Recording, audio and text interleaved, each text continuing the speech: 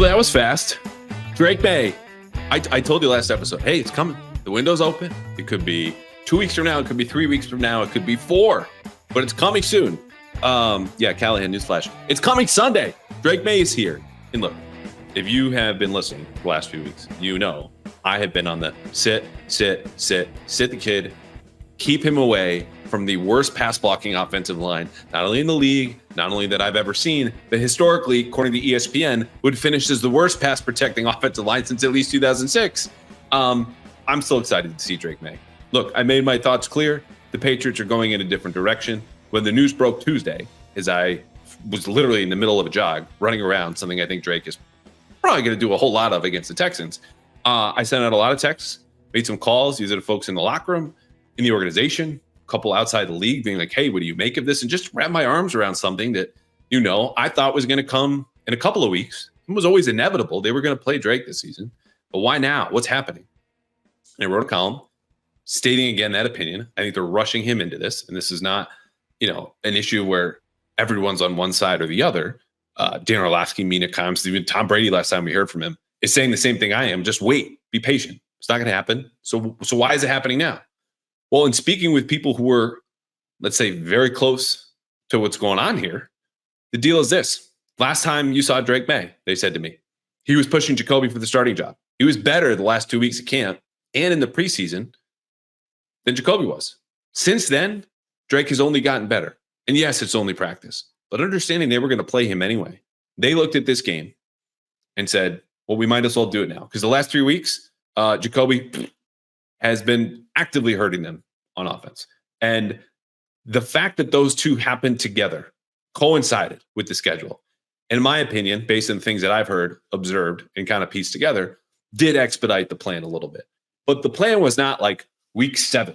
It wasn't week 4. It was he's going to play sooner rather than later. When that is will be determined by how Jacoby plays and how Drake practices. Jacoby played bad. Drake practiced great. Here we are. They made the switch. And when I pushed back and said, okay, could you have just not picked a team with Danielle Hunter and Will Anderson on the edges, again, working against your offensive line, the worst in the league? They said, honestly, we don't really care that much about the opponent. It's more about him and playing. And the fact that we're at home, in their eyes, I know this for a fact, really helped too. Which, again, to me, if I'm running the team, I care less about the geographic location than the team actually on the other side, who's going to give us a lot of problems. And DeMeco Ryans is a really good defensive head coach. They see it differently. The die is cast. They've come up with Drake Maye. So there's more intel in that column if you haven't read it from Tuesday. But there's background in there, as we just talked about now, of why they're doing this now, how Drake has gotten better specifically with the footwork, playbook mastery, and he's been better against pressure. Alex Van Pella actually today, I know everyone's favorite offensive coordinator right now, who I've been plenty critical of, said that Drake started a good on good, meaning starting offense, starting defense period, where it was all about the blitz, which also tells you they think Houston's going to bring a lot of pressure. Drake Maye was 6 for 6, quote, in his decisions in that period, meaning he did the right thing every single time. So yes, that is more coming from the coaches. And I would trust a lot more of what I've heard privately over the phone and via text than what coaches are going to say publicly. They're never going to bash their own guys, but there's a lot of overlap there. So that's what I know. That's what I've learned. That's what we're going to go with moving forward. And the Patriots are going to go with Drake Maye. And hopefully he survives the last 12 games because this is a lot of the season left to go. But that's where they're at. They think he can do it. They believe that much in him. And that's why I started that column going, hey, if you remember, 5 hours, and this is from Hard Knocks, revealed this. 5 hours before Elliott Wolf drafted Drake Maye, he turned down an offer with multiple first-round picks and other selections from the Giants. The Vikings also made an offer like that. Remember, the Giants were just a pick 6. So you're going back 3 spots for a first-round pick and more from a team you know is going to stink next year. They said no. The Patriots were smitten with Drake Maye.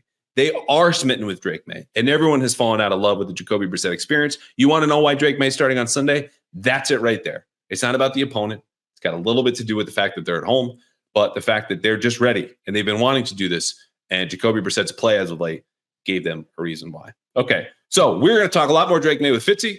Coming up after that, Kendrick Bourne, the best 4-minute drill we've ever had in this podcast. He was, again, out of 10 right from the get-go. Just what you see is what you get with that dude. You are going to experience it if you haven't yet. And he's been on the pod before, but this was different. Aside from that, I want to remind you, we have a lot of folks who support this podcast. Among them is Prize Picks.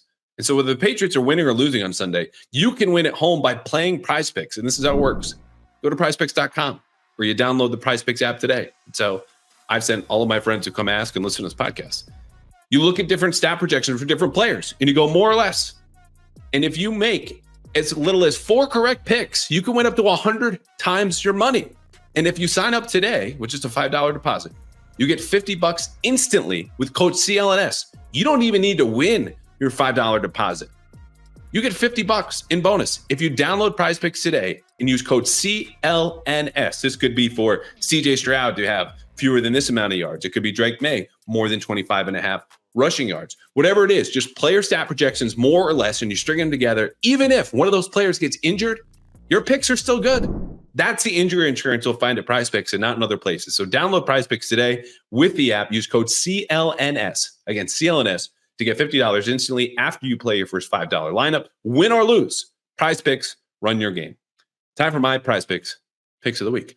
Full disclosure, when you include the basically automatic pick of Caleb Williams, more or less than half a passing yard, I'm still only 6-7 on the season. Like the Patriots, we're off to a little slow start here. Here's the thing. There were 2 squares that I saw for Pat's Texans where I'm not using my own money, but I want to give you the best advice that I can. And again, as I always say, if you want to do the opposite, go ahead, George Costanza. Joey Sly, more than 5 points.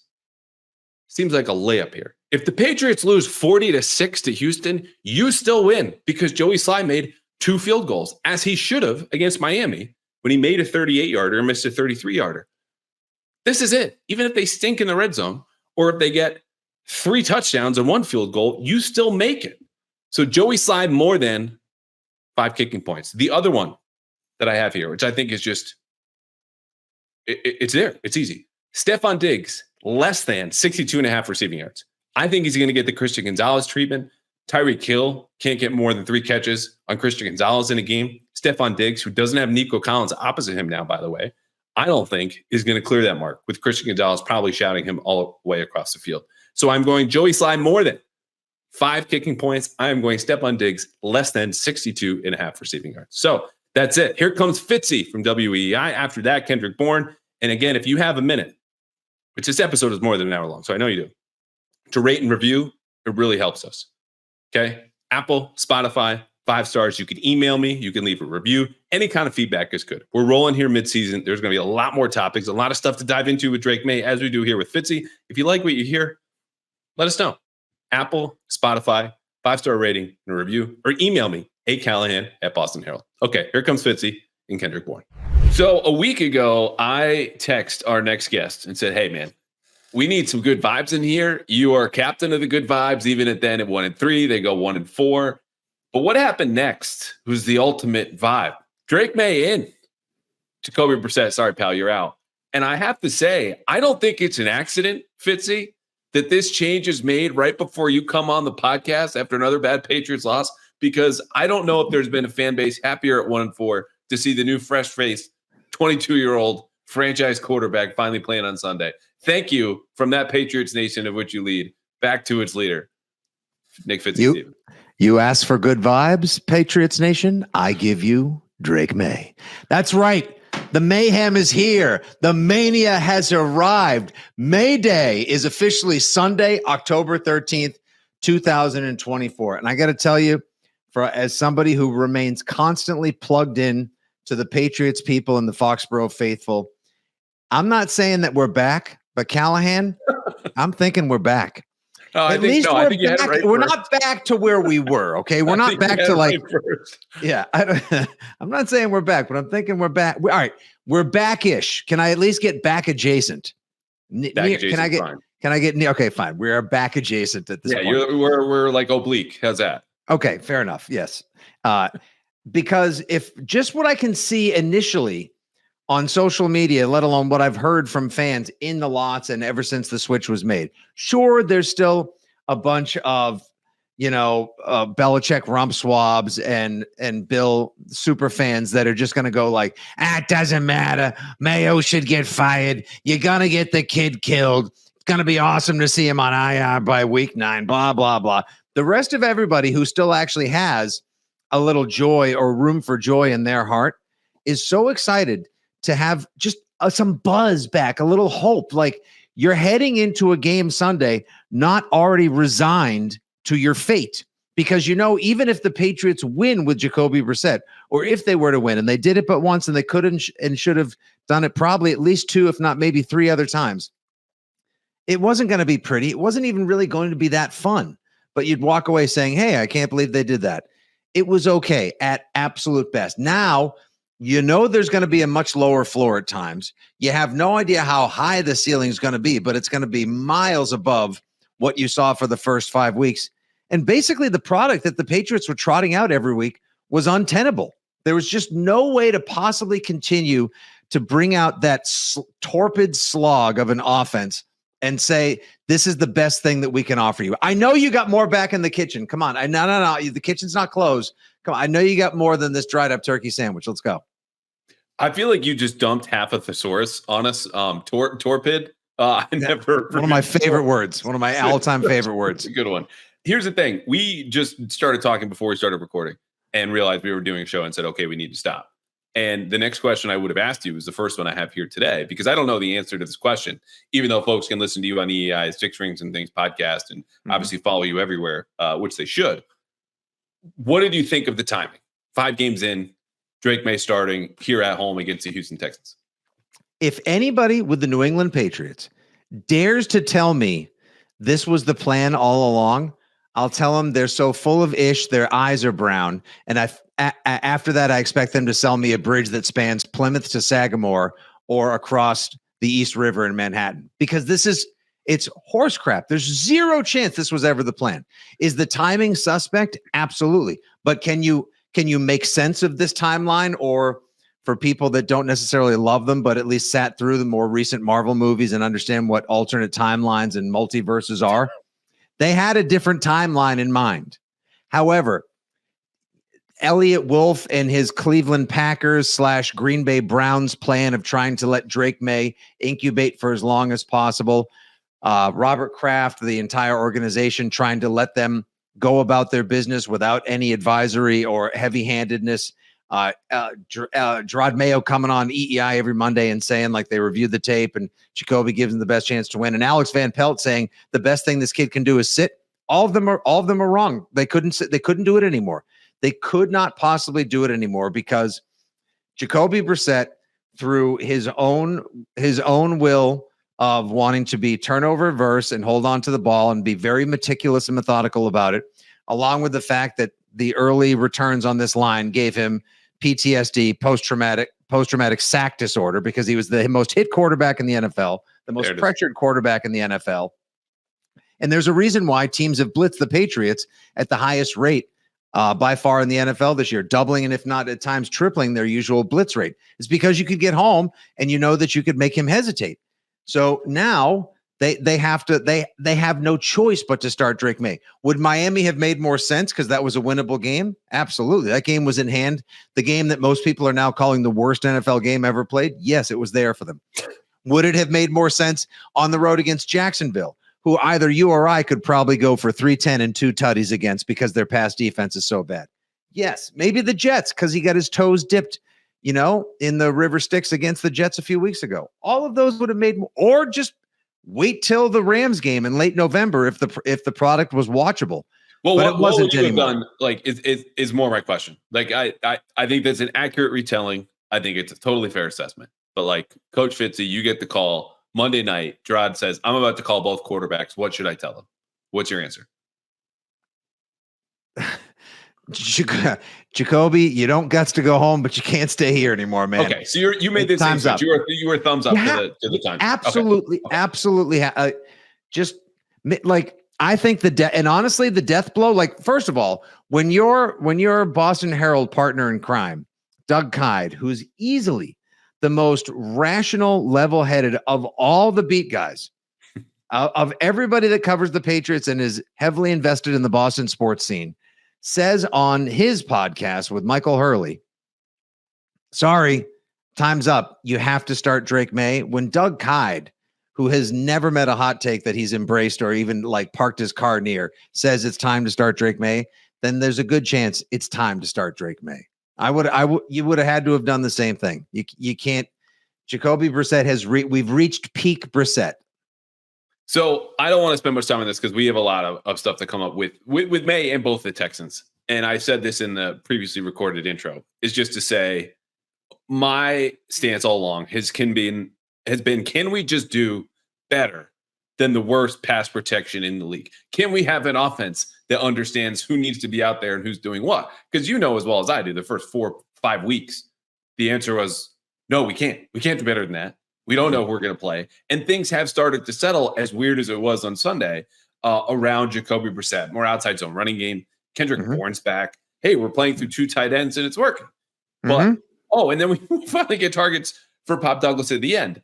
I would have liked to have seen them flesh out some more answers. I'm not hung up on this. I might have been open to them starting Maye against Jacksonville.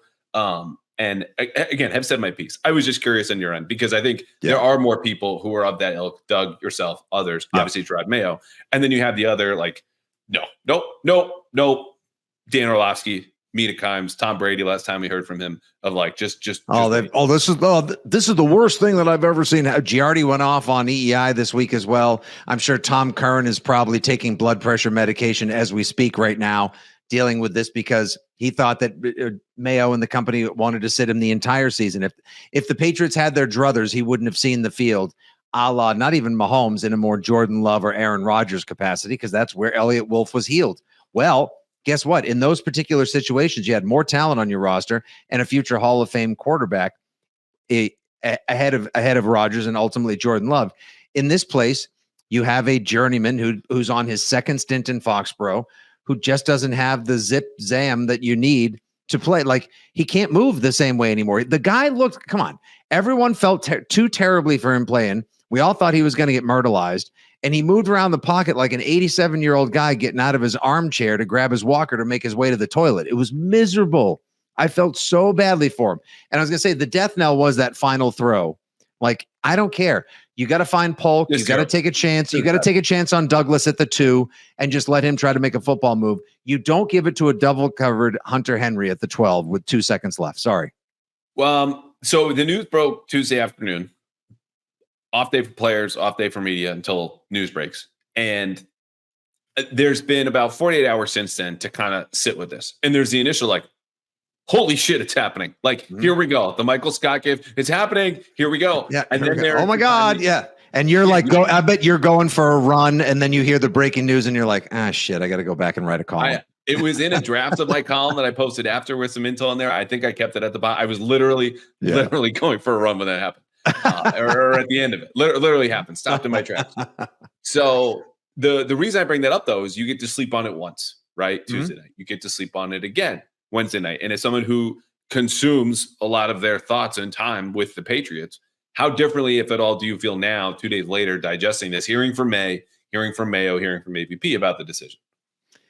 Look, I know this is not an optimal opponent for him to be going up against with one of the best pass rushes and maybe the best pass rusher in the NFL right now, maybe the ascending best pass rusher and second-year player Will Anderson, and the best in Danielle Hunter, who has the most QB pressures in the league. I saw what they did. They ate Josh Allen's lunch right in front of him last week and then threw the empty bag back at him and told him to clean up the mess. Like, they're 9 completions. 9. They're 9, Mrs. Bueller, 9 completions. Wouldn't be surprised. Kind of like a couple of years ago, like in that AFC Championship where Mahomes faltered in the second half against Cincy and they punched their ticket to the Super Bowl, or on that Christmas Day game when Jair Alexander couldn't stop picking off passes from Tua. In both of those games, I think with hindsight being what it is, we probably should have seen those quarterbacks pulled for head trauma. And the same with Josh Allen. Like, maybe he wasn't feeling it the rest of that game as well because none of the balls were where they needed to be. The play calling was very suspect as well. They were all out of sorts. I'm fine with this. Like, he's not going to get like beat up to the point where he's taken hits before. He's got 3 older brothers. He's used to getting his ass handed to him on a regular basis. And I'm not advocating for or saying that the violence that he's going to deal with is going to be it will be acceptable, Callahan. But like, I'm at least excited about the game. that his hits are just as bad as Luke Maye when Luke Maye was 16 years old. I will not be telling that Okay. Neil Hunter to his It's face. a different kind of trauma that he'll be dealing with for sure. And the cold tub's going to feel a whole hell of a lot different Sunday and Monday. And as I said in the open, it's not the physical punishment that bothers me. It's not. It's the cumulative effect of which I think we saw it start to break Brissett a little bit, where he's anticipating pressure, getting to the top of his drop, and there's a little hitch. Everything we saw with Mac after last year, that it's additive. And so I don't want that to happen to Drake. I don't know that it will. The line obviously is not good right now. That's more of the concern of the habits that you build when you're constantly under pressure. It's like if you go straight from war to vacation and you're waking up at 4 a.m. not because like you want to, because you just wake up and you just don't sleep, period. Right. That was actually, that's a valid concern. Last week before the game, when I was waltzing about talking to fans before the kickoff of Finn's Pats, a couple of the older fans said their biggest concern about starting Maye too early was that he would end up picking up some bad habits that weren't based on trying to read defenses, process plays, and make the right read, so much as help, I got to save my life, I'm on the run. Like he'd be in self-preservation mode. But if you watch enough college tape of Drake Maye, I didn't know that he was the leader in all-purpose yards in 2022 as a 20-year-old, his first year starting at North Carolina. And a lot of those came with his feet. He was second, I guess, last year in called QB runs behind Jaden Daniels. So one of the things that I think you can look for, and he's going to have some of them are going to be called by design. Some are just going to be out of desperation. There are going to be QB runs involved in this game plan Sunday if Alex Van Pelt knows what's good for him as well. Because if you just sit him back there on 5 and 7 step drops all day long, everyone's going to look the fool for starting the kid in a game they'll say was way too early. Yes. Last thing, and then we'll get into that game. Soak everything in. The opponent, the offensive line, the fact that you're home, all of it. What is a reasonable expectation in your mind for this kid? Like you just said, he's going to run. So when I think about that statistically, I think 2 touchdowns is reasonable expectations, because you probably get one that maybe by design, like we saw in his first preseason game. B, obviously, they're going to throw it deep. They're probably going to be behind. They'll need to throw more. That'll lend itself to more opportunities to score. At the same time, people forget his first pass attempt in the NFL hit a Jets defender in both his hands on a little stick route. So there are going to be times, not just because he's a rookie, not because he's a rookie trying to overcome a whole lot, but you saw it in that same tape you referenced in North Carolina. Like, he's going to take some chances. That's fine by me. I was in love with the kid as a prospect, as much as permissible, in this environment. And so I think 2 touchdowns, 2 interceptions, to answer my own question, is where I land on this, somewhere around 200 yards. Anything above that seems unreasonable to me, but anything below is like, yeah, that seems fair. A Josh Allen stat line from last week against the Texans would be a shock. I can't see him completing less than 45% of his passes. Something in the neighborhood of 50 to 59% of his passes completed, a pick or 2, 1 passing touchdown, 1 rushing touchdown. I think that would be a spectacular debut. I don't expect Sunday, when the game is over and jerseys are being exchanged and clips are being sent to the at NFL Instagram, and people are headed out to their cars and they're having an aftergate because they don't want to sit in that god-awful traffic for 3 hours. And of course, they cannot wait to read the latest Andrew Callahan column at bostonherald.com. And of course, they are locked in to the Six Rings postgame show on WEEI. We are going to be in a celebratory frame of mind because we will have gotten a glimpse into our future.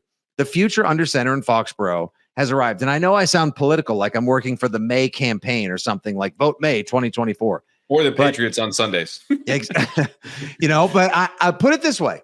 My first reaction when I heard about it was, this is supremely ironic that Drake Maye gets his first start at home.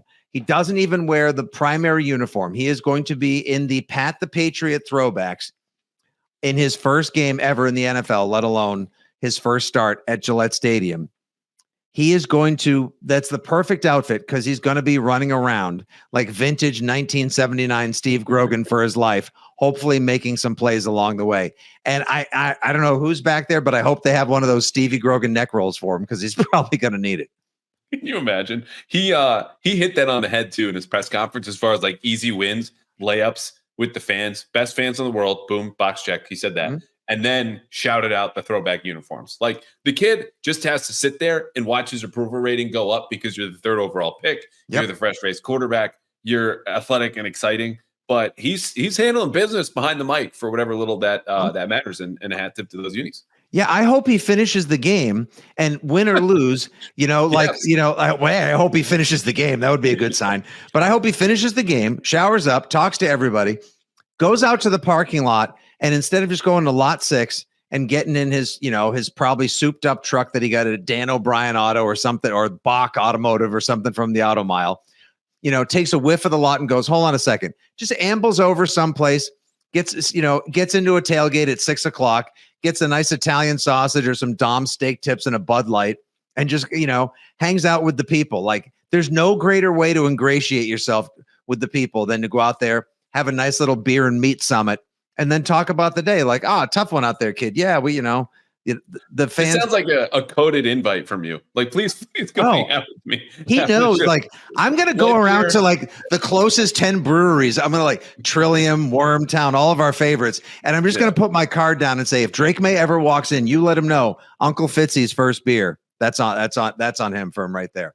And I want to add, before we get into the game thing, I just want to say, Callahan, that it has been great to see on Instagram, on Twitter, YouTube, for the first time in years, at least 3 years since Mac Jones debuted. And I think those were half-hearted. It's great to see the people that do the Photoshops, the edits, like the hype swaps and whatnot, and also like the hype reels and whatever else, mixing pro footage and college stuff with like superhero music or hard rock. They have basically been laying dormant. They've been in hibernation the last 2+ years. They're all back. They're all back. They're all creating content again. This is great for the content engine. And I'll leave you with this. He has a chance. God, do the Patriots want to see him so badly, especially before Robert Kraft would trot out Jacoby Brissett, after having brought Mac Jones out last year in that Germany game. The international product alone, the benefit of that next week could be worth millions to the organization. Maybe now, finally, people will stop bringing their Mac Jones and Jimmy Garoppolo jerseys to the stadium with duck or electrical tape on the back with May written on it, and they'll actually go invest in a real Drake Maye jersey. Spoken like a true company man. I like it. Here's what I would say. If you're not going to the game like Fitzy or myself, you can still get a ticket. And I can guarantee you this, you will not find a lower price than you will at Game Time, where you should go for all of your ticket needs because they have the lowest price guarantee. And I'm telling you, if you find a ticket elsewhere that's cheaper, they'll credit you 110% of the difference. I am keeping an eye on this because I got tickets for my wife and a friend who is coming to the London game next week. And that was a pretty penny, my friend. So go to Game Time, where still they have not had any lower ticket prices anywhere. And I don't think you'll find them because of Game Time Picks, which filters out all the fluff to show you only incredible deals on great seats. So you don't have to waste time searching for thousands of tickets. And when you want to see what your seat view looks like before you get to the stadium, good idea when you go to Fenway Park, you can do that with their seat view. All of this is at Game Time, lowest price guarantee, seat views, filter out all the fluff. Download the Game Time app today, create an account, use code CLNS for $20 in your pocket, $20 off to your first purchase. Terms do apply. You can create an account, just redeem code CLNS for $20 off. Pats games, concerts, shows, whatever. Download Game Time today. What time is it? Game Time. What's up, pal? I love that. It was such a beautiful transition, saying spoken like a company man. And now it's time for my in-pod ad read.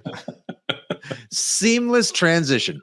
Actually, I think I'm going to use the Game Time app because I am currently in the market for 4 tickets I'm taking one Sunday off of the Six Rings postgame show, taking my 11-year-old to go see, and now he's super excited that Drake Maye is starting because A, he'll actually want to watch the game.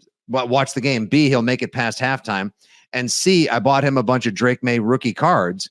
And I said, hey, root for this kid because if he turns out to be good, Dad's basically buying you a bond or a stock that should mature rather quickly. So we're going with his best friend and that guy's dad, who I'm friendly with. And we're going to Chicago to see Bears Pats. Just going to sit in the stands again like I used to, Callahan, and I cannot wait. That's going to be Williams versus Maye, dude. It's going to be awesome. I'm just impressed that your kid knows what a bond is. Like that didn't a 10-minute explanation of like, oh, kid, this is like never mind. But you're gonna have to meet us up for some Chicago craft beers the night before. I will. One of my good friends, he is related to Bears royalty, Doug Buffone, longtime linebacker, right before that Super Bowl team in the mid 80s. I think led all Bears linebackers all time in interceptions, and used to be their radio analyst on game days. And so his nephew is a buddy of mine. He will be out there, so he will have a beer the night before. I definitely will have some beers, and hopefully not your 11-year-old, but maybe we can just talk stocks instead, and that'll all work out. Okay, let's get to the football. Texans are coming in. They are 4-1. Patriots, of course, 1-4. Here are the Texans rankings by DVOA. 7th overall. Okay, 21st in offense. They're 3rd in defense. 6th on special teams. Their last 4: 23-20 win versus Buffalo, 24-20 win versus Jacksonville. Got housed 34-7 at Minnesota, and then won 19-13 versus Chicago. The Patriots, of course, 1-4. They are 29th by DVOA, 30th in offense, 28th in defense. Yes, 28th in defense. But Jeremy Springer, I don't think he's single, but if he was, he would be going around Friday night to the bar saying, my special teams are 3rd by DVOA. What's your name? So there you go. Let's talk about when the Patriots have the ball. We just spent a lot of time about Drake Maye. Obviously, all eyes are going to be on him. I'm curious what you think, because I have a couple little wrinkles in here for you. What the offense looks like with him under center versus how we've come to know this Alex Van Pelt offense through Jacoby Brissett through 5 games. So help me, Lord.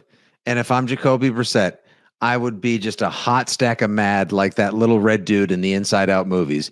If there's motion and RPO in the offense on Sunday, I would turn to AVP and I'd be like, where was this? What? Huh? Oh, saving it for the kid, huh? Basically, it was just a plan to screw me, huh? Take my $8 million check and go home. Thank you very much. How does the offense look? I think it looks very different.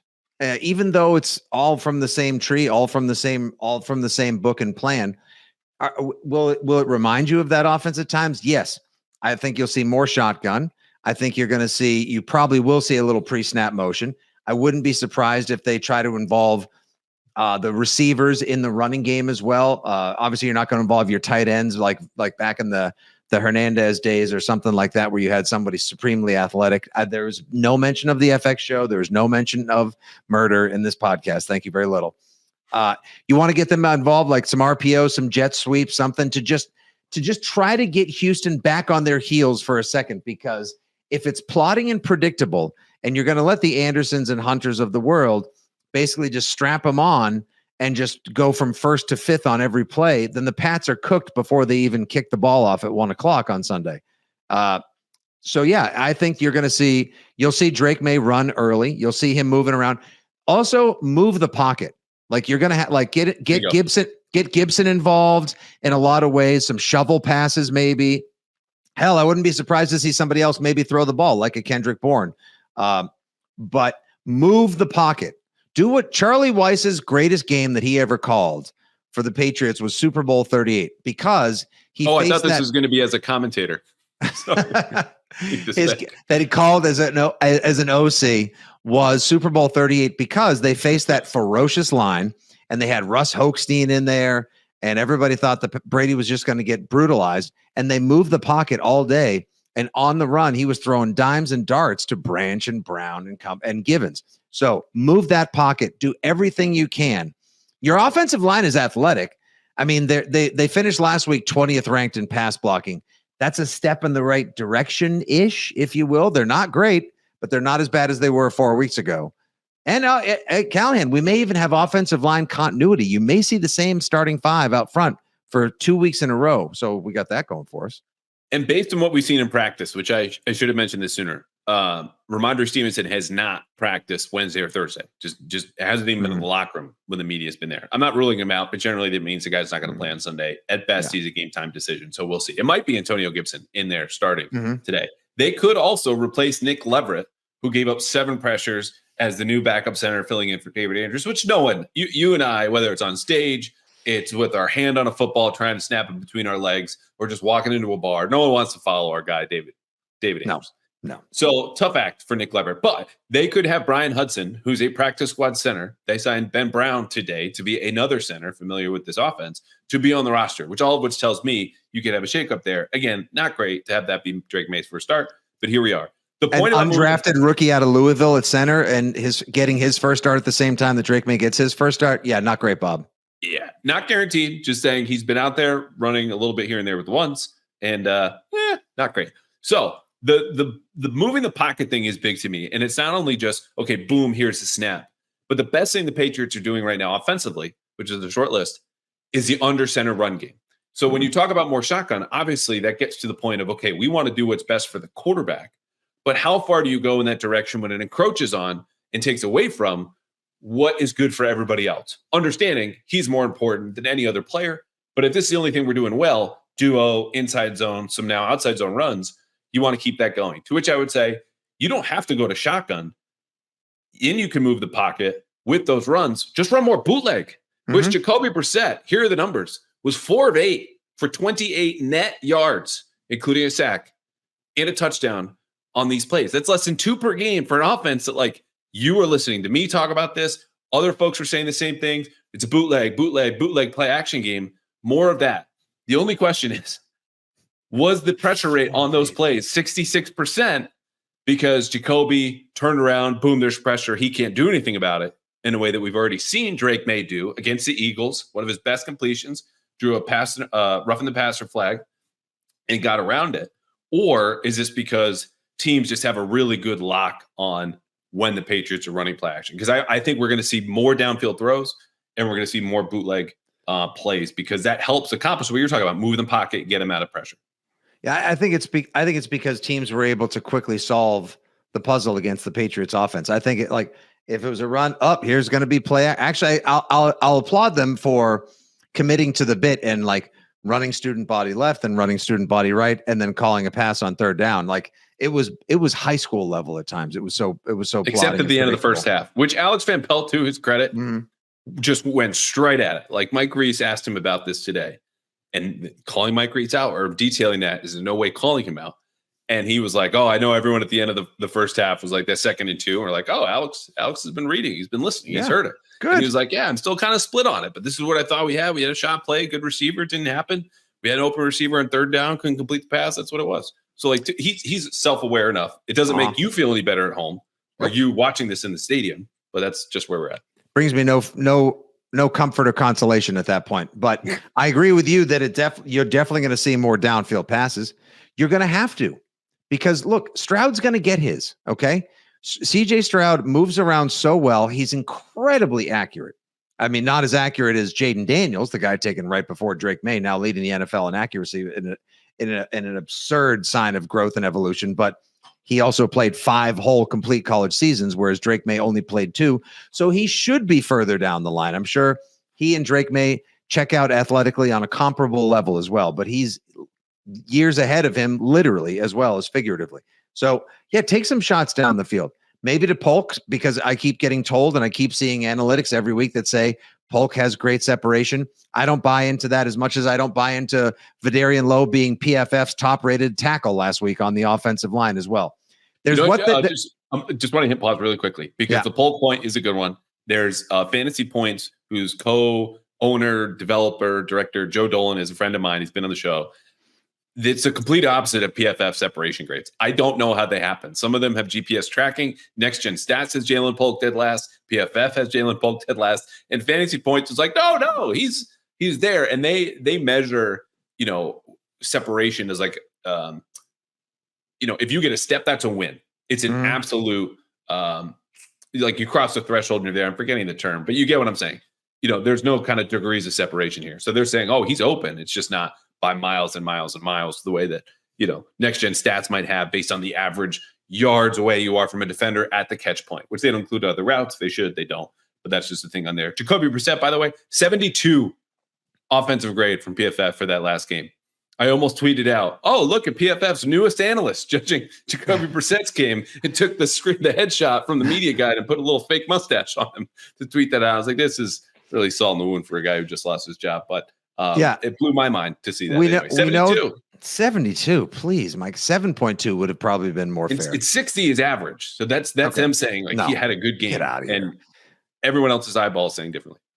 So you got to obviously more to Pop Douglas, just because if you got him, then without trying to get him blown up, because we know it says fragile on the package that ships him to the stadium every week. Get the ball to Pop Douglas more.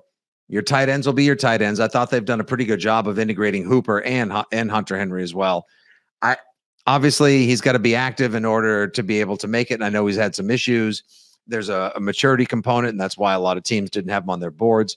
Javon Baker, who was a prime target from Drake Maye in the preseason, I don't know if he's going to be active or if he'll be involved in the game. Kayshon Boutte could be a bit of an X factor on Sunday, because he gets open and he catches the ball usually when it's thrown to him.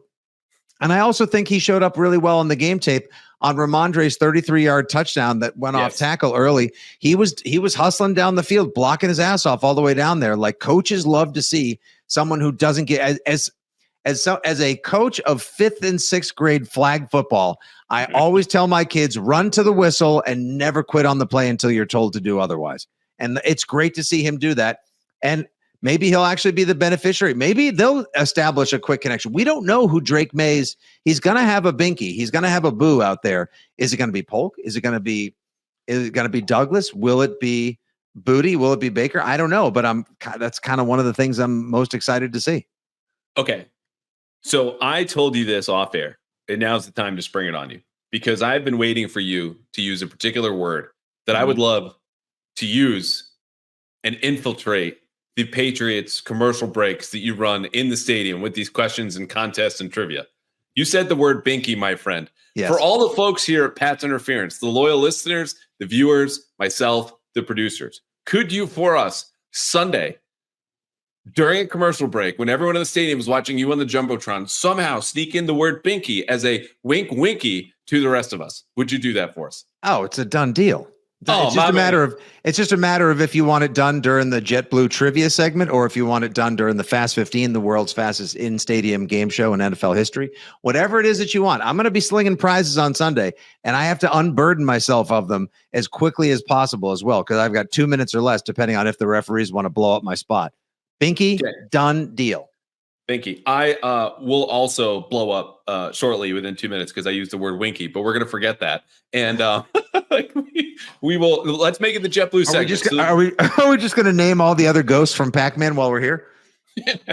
But people who are going to the game, and I will be watching for this, watch for the JetBlue trivia question and listen for the word Binky. That is Fitzy shouting you out, as I've done sometimes on TV, radio. It's just it's a little secret word game, It's a great game. A nod to the folks. Not the easiest word to sneak in as well, but because I find descriptives are usually a lot easier as opposed to nouns. But next time I will tell you the story, because this originated when I was doing college radio, like play-by-play for UConn, basketball and football and baseball and soccer and hockey. The time my parents dared me to say coitus on the air, and how your boy, I was going to say, got it in there, said the word without anyone wove it into the fabric of his description. Wove it into the fabric of a basketball broadcast. Anyway, we're going to get back on the rails here. Let's wrap up the offense. Drake Maye starting. You got to move the pocket, more shotgun. We don't know Ramondre Stevenson's status. You listed off a bunch of guys who are going to be important. DeMario Douglas. The protection is what it is. It's a very good pressure defense. They're 4 down. They'll get creative on 3rd down, but like the Texans are mostly a zone, do what we do type of defense. Yep. Who are the people around Drake Maye, in your opinion, you can go up to 3, that are most important to this offense thriving and supporting him and making sure that he can do whatever he can to give some hope for an upset on Sunday? Who are the people in your neighborhood that like Mr. Rogers always said, look for the helpers? Believe it or not, first and foremost, I'm not going to just go super easy with like this receiver or that running back. Who are the players, not the people or the players? People. So I'll give you the top of my list and buy you a little bit of time here. Alex Van Pelt is number 1. Well, yeah, AVP is number 1. Number 1. It's the play calling, which encompasses the protection, the predictability of run versus pass, how much play action they're using. They're still way, way, way, way down in play action relative to the rest of the league. That needs to go up. Tempo plays it out. Drake Maye likes to run. He's number one in my opinion. Let me give you my number two then. All right, ready? I'll give you my number two before I'm on board with the plan now. Mike Onwenu, like you need to officially have a put on your big boy pants $19 million game. He has not played that well this year. He has been caught on tape getting just absolutely smoked, not blown by, not beat, smoked on some plays this year. And it's a bit of a surprise. Does he need to drop some weight? Is he not invested? Or could it just be, and this is something Hart and I discussed on the Six Rings podcast as well, do you see everyone's level of play raise anywhere between 5 to 25, even 30%? Because before it was, all right, I'm a professional. I got to collect my check. We'll all quote, do our job, but whatever. To like, hey, I think like, there's going to be some more eyeballs on this. Like, let's restart the season now. It officially begins anew today. Do we see that from everybody? And do we see that from Onwenu? Because whether he's pulling from guard, now that he'd be back at the guard spot, over to his left to set an outsized pocket to give Maye an extra second or two, or just, blasting open some holes on a pulled run left or straight up the gut on student body right. He needs to be a force and factor. I want him to land on all of our respective thumbs up lists on Sunday after the game. Yeah. I'm going to go with the center, Brian Hudson or Nick Leverett. Like that's the fastest way to get any pressure, right? The line from point A to point B. How do I get there as fast as possible? If you're the Texans, interior pressure is the goal. There was a ton of it against Miami, disrupted Brissett, who's not Maye. But I think at least on the edge, like we could go DeMontre Jacobs and Vidarian Lowe versus Danielle Hunter and Will Anderson. And I'm just going to tell you that they're not going to win those matchups. Like that will be on Alex Mantel to give chips, to give doubles, to run at those guys, to do whatever he can to assist them. And I'm telling you, the soft middle of the Texans, as Andy Bernard once said, the soft underbelly of my upbringing has been my soft underbelly. Like that's the soft middle of the Texans defense is the soft middle. They need to go at them and also protect Maye from blitzes of what's a very good rangy linebacking core. So I would go Van Pelt, the center, and then I'm going to look to Pop Douglas, which is people are probably just sick of me bringing this up, but the dude beats man coverage. He works the middle of the field. Maye has a much quicker release than Brissett. So him being able to fit the ball into tight windows or as soon as DeMario Douglas wins over the middle is going to be huge. Otherwise, you're looking at the tight ends. I just don't think opponents are afraid of the Patriots tight ends, who got a lot of love and attention from Jacoby Brissett. We saw how that went. So it's not to knock Hunter Henry or Austin Hooper. It's just if you ask yourself, of those three players, Douglas, Henry, and Hooper, who would scare a defense the most? The little guy. No? Yeah, I'll go AVP Onwenu, and then I'll go Gibson, because if he's going to start in place of Ramondre, there's a good chance he's going to get a lot of screen passes, dump offs, and quick, hit in the flat with a quick pass, out of desperation, because Drake Maye's going to be like, they're coming at me quicker than I thought, Paul. Here, hell, hey, yo. Or that's going to be the play design. And Gibson was a wide receiver in college, and he's really good with the ball in space, and he's a nimble runner, and I like him better as the third down back option as opposed to being the primary back. But he may have to carry a Shane Vereen Super Bowl 49 level of 8, 9, 10 catches on Sunday just to keep Maye upright and alive and keep some drives moving. There was also a little thing I read earlier today. One of the aggregators had it on the Twix platform of something you had in your column where one of the Marcus Jones was telling you that he had a play defended perfectly in practice. And when he went up to get it, because he knew he ran the route for the receiver, he goes up and the ball had already been he was expecting basically a Brissett ball. And what he got was a Drake Maye missile, and the ball was already there, and it was thrown tighter and quicker than he anticipated. And that was just sort of something like, hey, all right, this kid's again, that's that sort of thing. There's going to be that extra little zhuzh, that little extra pop that everyone's going to be feeling on Sunday may make the defense and the offense respond. Yeah, that happened this morning. Posted a little story, just hey, going to guys in the locker room yesterday on defense. Gerard mentioned the arm and the athleticism. We all know that. We're all aware of it. But what does it feel like? What does it look like when you're opposite that in practice? And so Marcus Jones told me some stories. Daniel Quale, Joe Milton told me a story a couple of weeks ago. Somebody else is in there. And it's exactly as you put it. But when this got aggregated, which is kind of a strange choice because the whole thing took 3 paragraphs. It's the lead of the story. They want hype. That's why people are aggregating everything they can because they want hype. Yes. But the first comment was, why is this written like a novel? Because it's a story. It's in a freaking, God forbid anyone reads something long form again. Like, no, I need it this short and this quick. And then here's the mile-long aggregation, which no one cares about this, but this is my podcast. And then the next follow-up tweet is the story link. Like, just put it in the same one. Like, this is everything that you're copying and pasting starts with someone who wrote it in the first place, and then you copy it and paste it.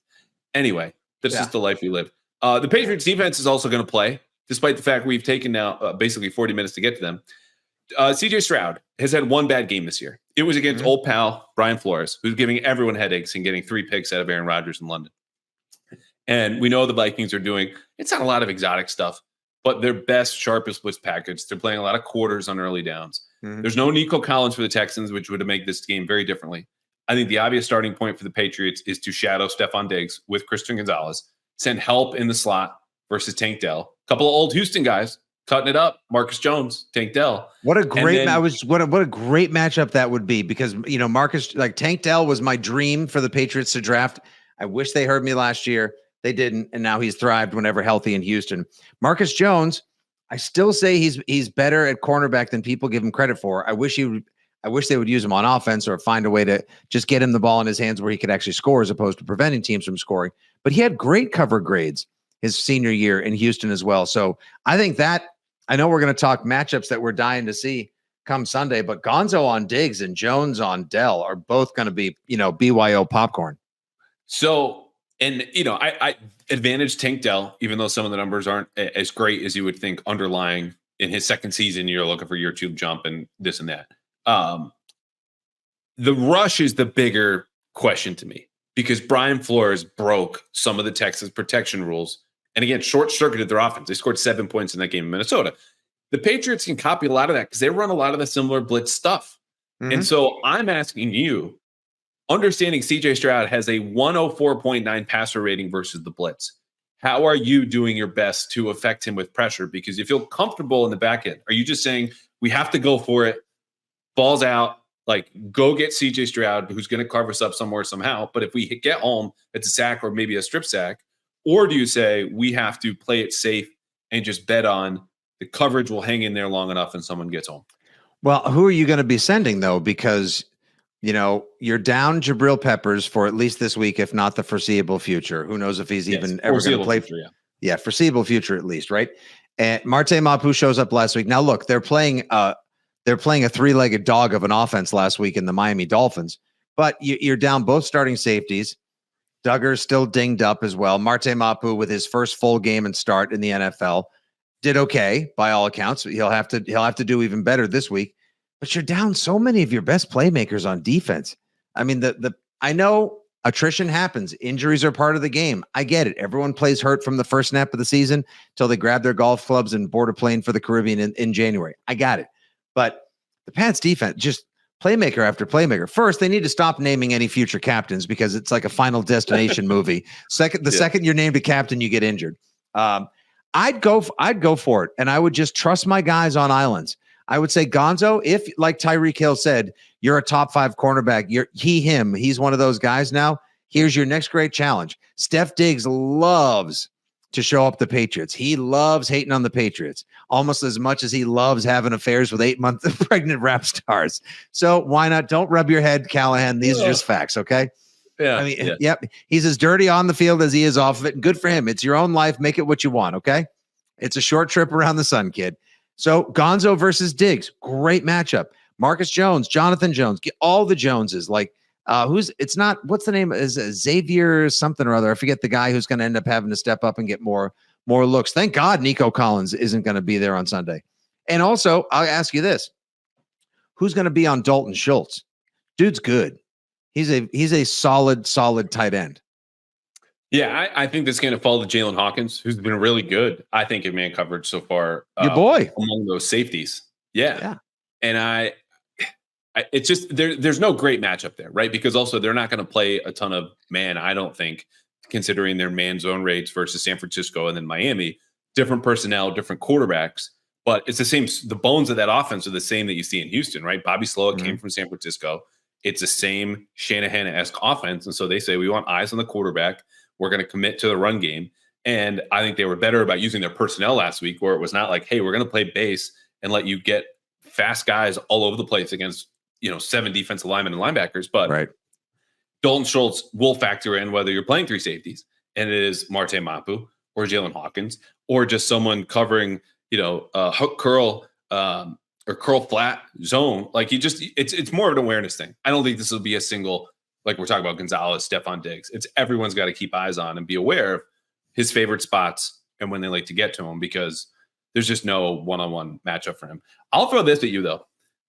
So DeMarcus Covington has gotten much better with the timing of his blitzes. They allowed one completion, single one against Miami. And CJ Stroud not only is an outstanding quarterback, but he's someone who I think can get a little bored, like Mahomes did in all the years that Belichick was like, we're going to drop 8 and we're going to play man and we're going to have 2 deep. And you're just going to have to either make a bad decision to fit a window in there or pat the baby in the pocket. And his passer rating against 8-man coverages was under 80 a year ago, 75.5. And it's 87 this year. Now, this year is like tiny samples to throw it out. But I do wonder, Keon White, Josh Uche, pick your defensive lineman. And you show a lot of pressure. Make it look like you're doing what Minnesota did. And then back out of it repeatedly. And hopefully you get a turnover that way where you're so sure on the coverage side. I wonder if the inverse of what they might be expecting actually might end up helping them more. You would think so. And I did love those defenses where they would sit back and flood the zone and, rush 3, sit 8. That's the Pats fans became most familiar with that because that was the defense that Rex Ryan called in that 2010 divisional upset when the Jets came in and beat the Patriots. That's what helped Tom Brady start seeing ghosts.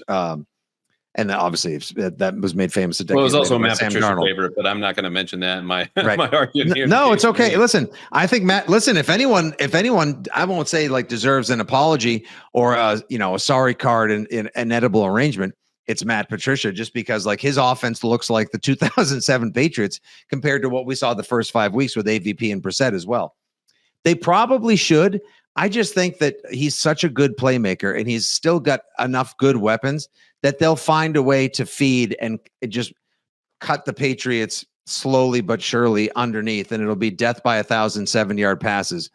And if that's the case, then Covington will have to find the right time to either, send a safety or a corner in on a surprise blitz or just trust that Keon White. And if he's in the face of Laramie Tunsil, he's not going to be going very far as well because Tunsil is just that good as well. So move your guys around and try to find your matchup. By the way, shout out Daniel Ekuale. Still one of the most underrated members of this team and defenders in the NFL. Guy just brings a high quality effort each and every week, whether they're ranked 8th or 28th overall. He's talked to him yesterday, feeling it physically. Dude, but he's about to clear his career high in snaps for a season in a couple of weeks. Like he is a lot more in his body. Oh than he God, they need reps. They need somebody else to spell these guys, dude. Like the bar, like. At the end of this season, I'll be very curious what the ultimate tales that are told of this team are.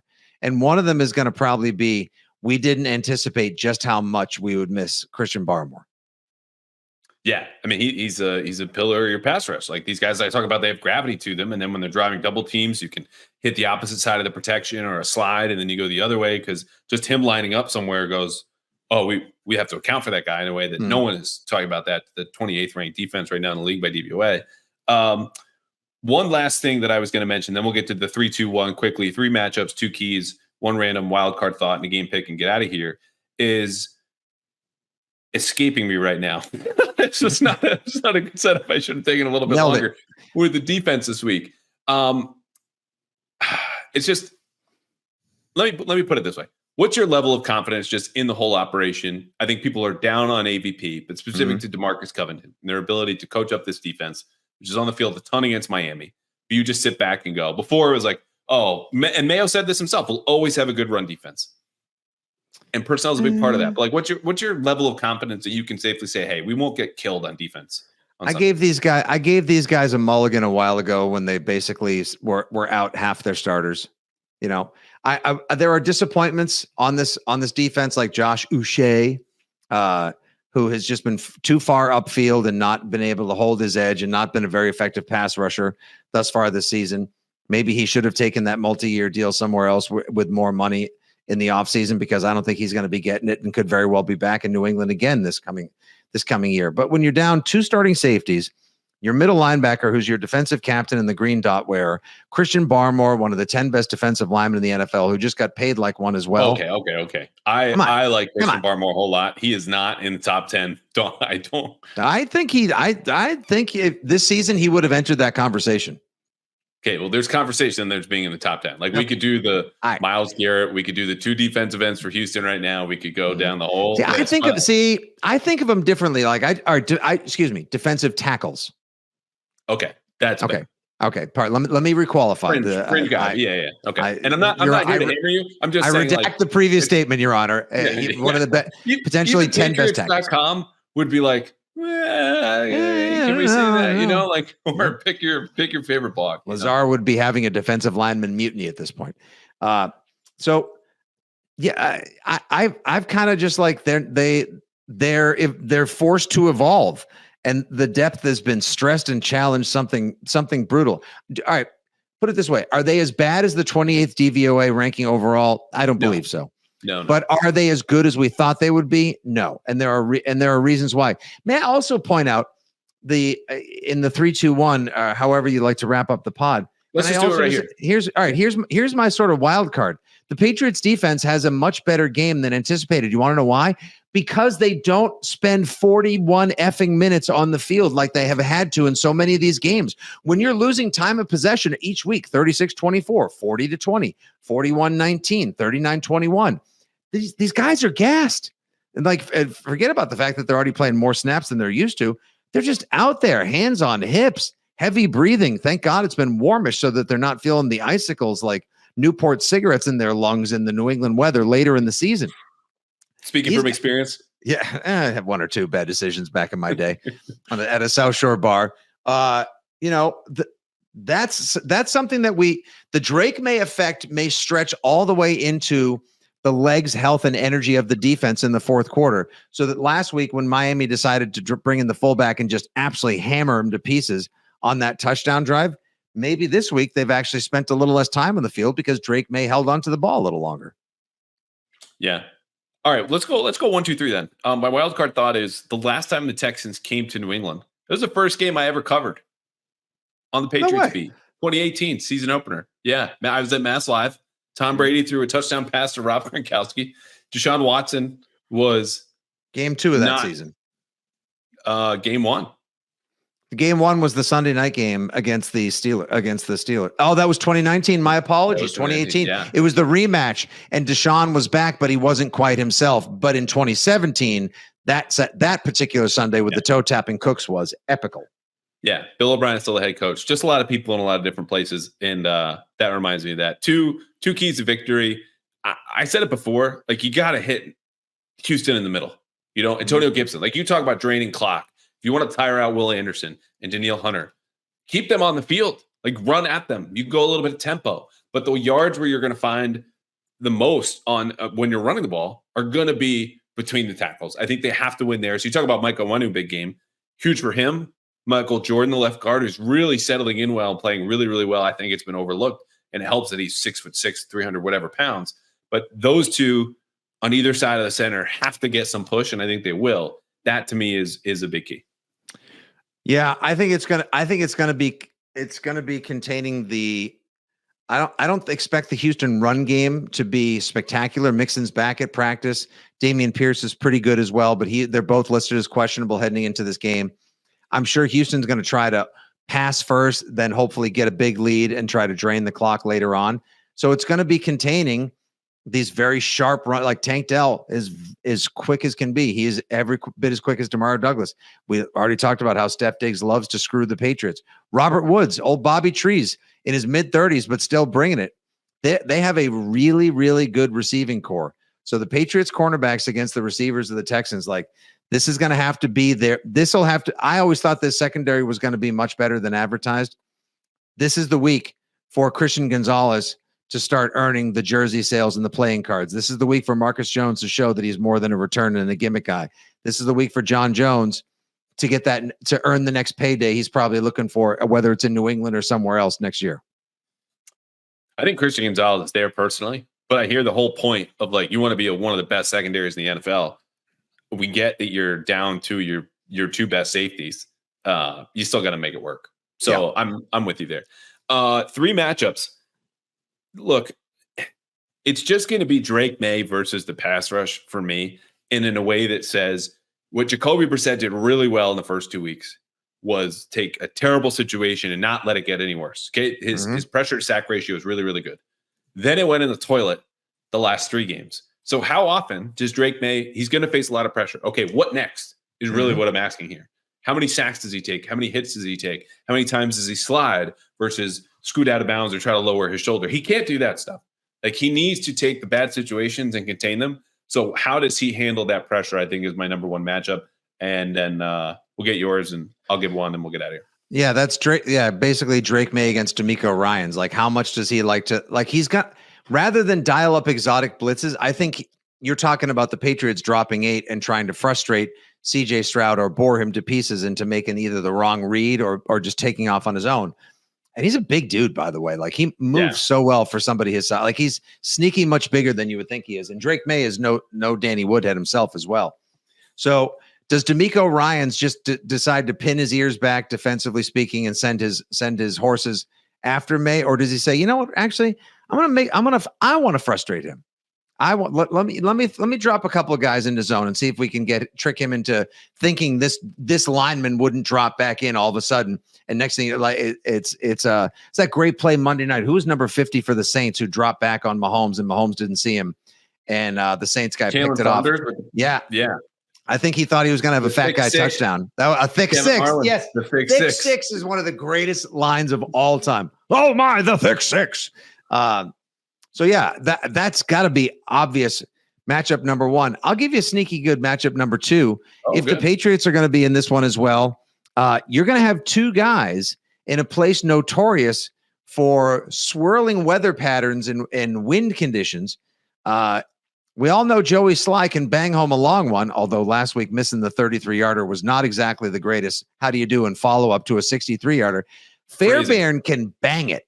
He can knock home a 60-yarder just as much as the next one. So if you find a way to frustrate Houston and you grind this down to a lower scoring affair than some may imagine, because Houston has a negative point differential on the season because they got their blanks handed to them by the Vikings. So I'm going to go Joey Sly versus Kareem Fairbairn. Like, you can't miss one. Can't miss him. I don't know what to do with that. Sure. Cosign. Christian Gonzalez versus Steph Diggs also up there. I think we would be. That's so easy. Come on. I'm giving you the surprise. Yeah. Okay. Diggs versus Gonzo. Yeah, sure. Hunter versus Jacobs. Yeah. Anderson versus. Here's the ultimate key. Okay. If Joey Sly can trick Fairbairn into an arm wrestling contest somehow before the game, there's your big advantage. That man is massive. Like a keg toss. Or just like something. My God. Posting 150 dumbbells, the kicker. That's not even like, oh, you've got big arms and a giant chest. That's like, my wrists don't bend if you just sat on my palm. Like, that's Is there a chance? Is there a chance if the Patriots needed 1 yard that badly, Sly would just come in Devlin style and just get in there? Guy's an animal.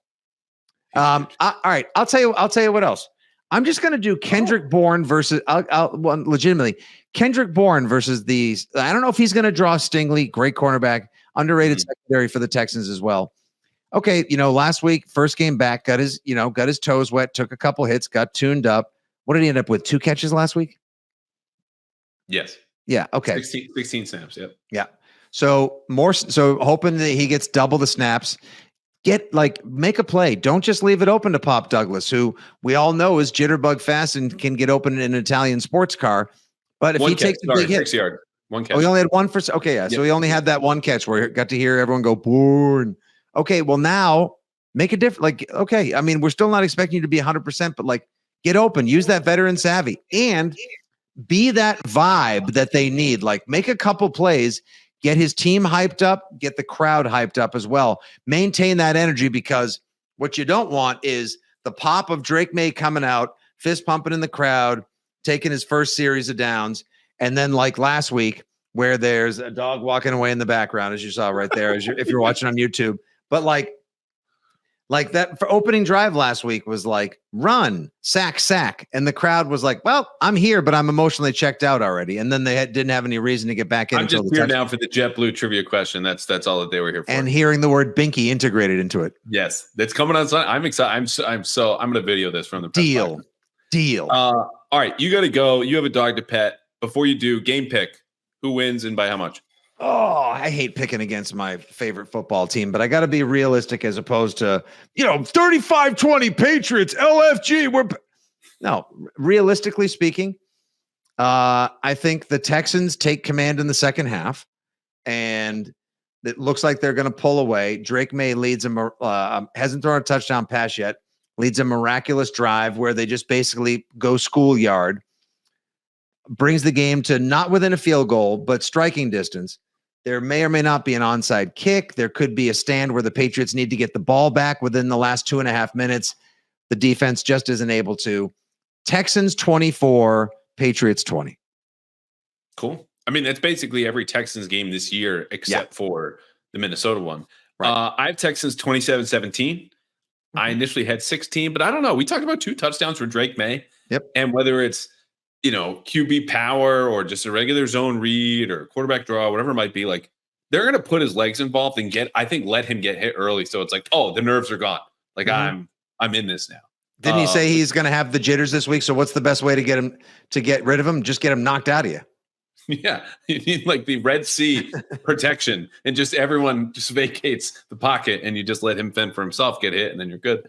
But yeah, I'm with you. I think the Texans pull away. They show who's a better team in the second half. I do think the Patriots coalescing their offense, who they want to be, the plays that they want to use more of, the players they want to use more of. He's going to help. Bourne's going to play a lot more. And he's coming up next, I will say, in the best 4-minute drill we've done on this podcast. Great segment, starting with Gerard Mayo being pissed at him for advertising and broadcasting his entire life online. And then a bunch of other stuff.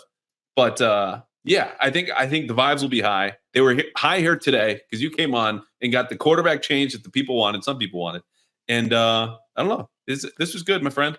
It's always a great time, my man. And listen, let me just say to everyone else out there who's still listening, who at first even said, like, I don't know, I don't like this. I don't like this spot. You should have given the kid a softer landing. Life's tough in the NFL. I just want to say, yeah, life's tough in the NFL. And maybe, just baptism by fire, iron sharpens iron, all of your favorite coaching, cliches and whatnot. But just think of it this way. If he can get out there on Sunday, in addition to like keeping the asses in the seats for 4 quarters and getting the crowd and his own team hype and raise the level of play in what could very well be a feel-good defeat that begets another moral victory Monday in Patriots Nation. Think about how much easier some of the games to come. He'll be more prepared for the Jets because he faced the Texans.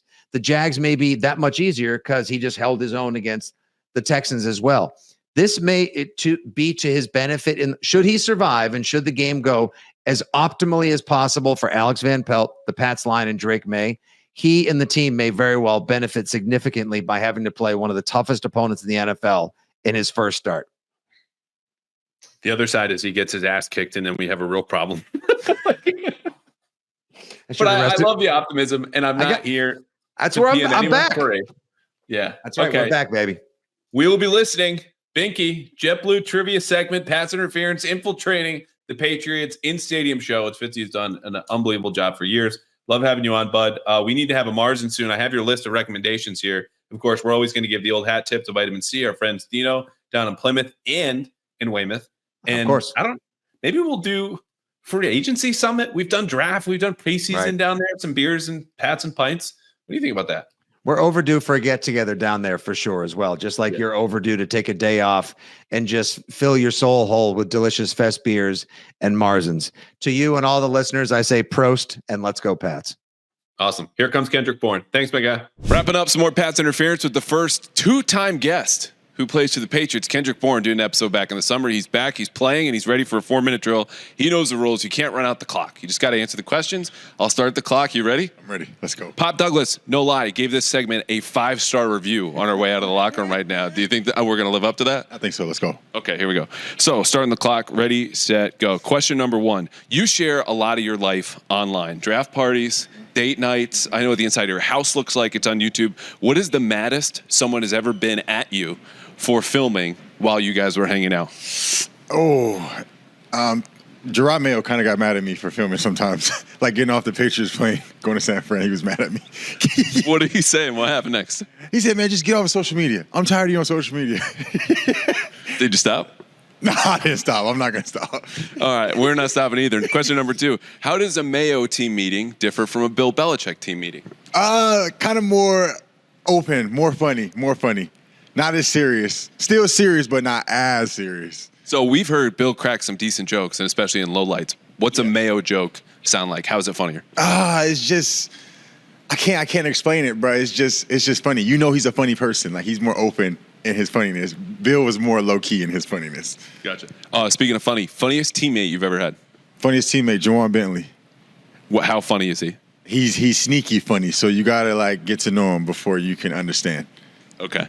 You just spent most of the last 12 months rehabbing from an ACL. Most of that, I'm sure, sucked. What was the best part about rehabbing from an ACL? I was on vacation early.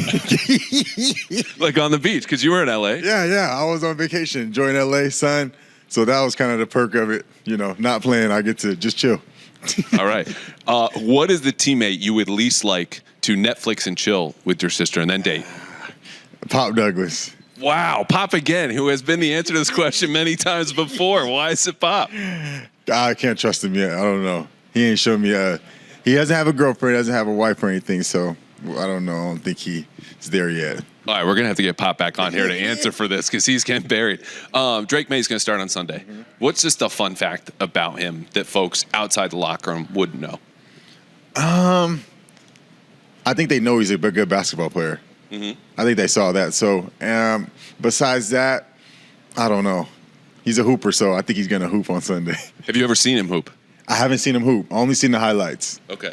Well, what's he like in a team meeting then? Like, is he funny? We've heard he's outspoken. Just any kind of little Drake Maye tidbit.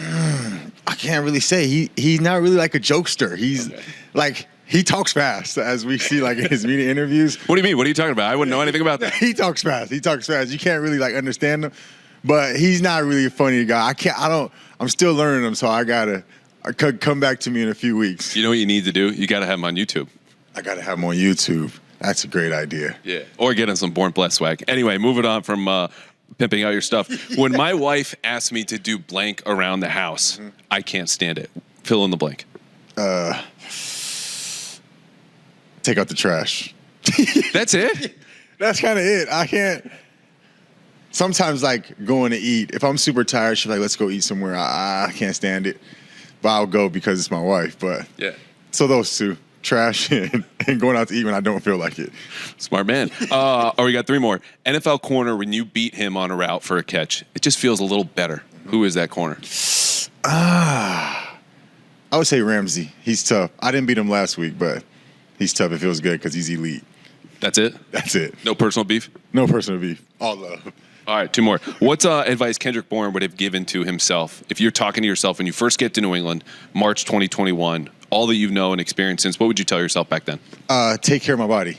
I just did bad with that first coming here, and now that I'm doing that, I feel better, so taking care of my body. Gone out to eat less. Then again, you had 100 yards, so. Yeah, it gets tricky. But yeah, I probably eat better, take care of my body. All right, last 2 seconds. Your least favorite media question? I don't know. How did it feel when you lose? That one admittedly stinks. But this has not stunk. I think we got another 5 stars from Kendrick Bourne. 5 star, baby. Appreciate you. Pass interference out.